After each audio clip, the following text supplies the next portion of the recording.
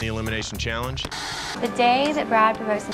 Getting Dylan under control. It has become a big part of our reality. Hey, driver, step out. Reality TV.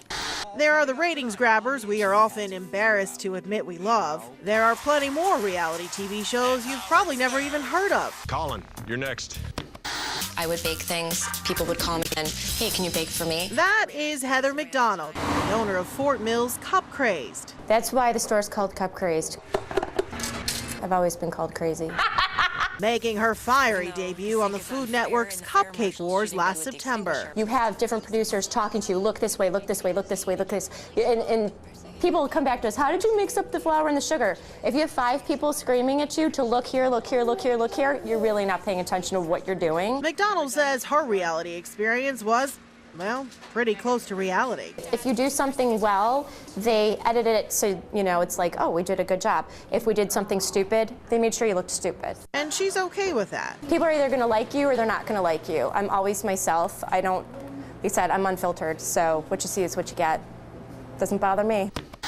There are other shows, though, where producers take a few liberties. In North Carolina, under Vicky's rules, as well as having to take over all the domestic duties, Sergeant Bill also has to babysit little Charlie. That's from Wife Swap, the show where moms swapped families for a week. This is the now grown-up Charlie, the baby Sergeant Bill was supposed to babysit. I think it's cool to be on a reality show. Except Charlie didn't really need a babysitter. They needed a stand-in baby. The woman that was based here in Charlotte that was going to be on Wife Swap normally babysat, and that baby was out of town, and they just needed another baby. And I had one. I don't really know if it was real or not real, because I wasn't the real usual baby. It wasn't real at all. Frankie Gannell used to be a photographer with us at News Channel 36. We worked together on an interview with American Idol winner Fantasia at her Ballantine house. She made us wait a good while.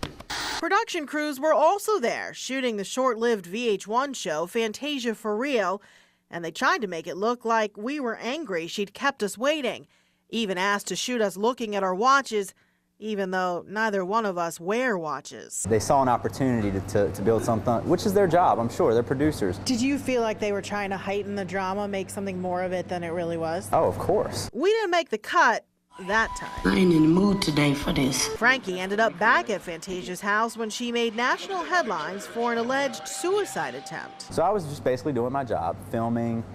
Me and Glenn went up to the house, had an encounter with Fantasia's mom. The crew was right there. You could tell her mom was playing into it. He now works as a photographer and producer on, what else?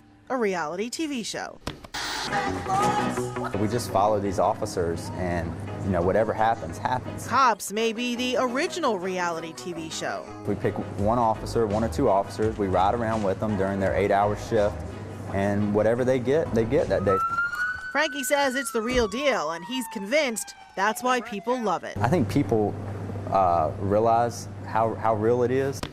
Because really, we all just want to see that our own reality really isn't that bad. In Charlotte, Michelle Book, News Channel 36.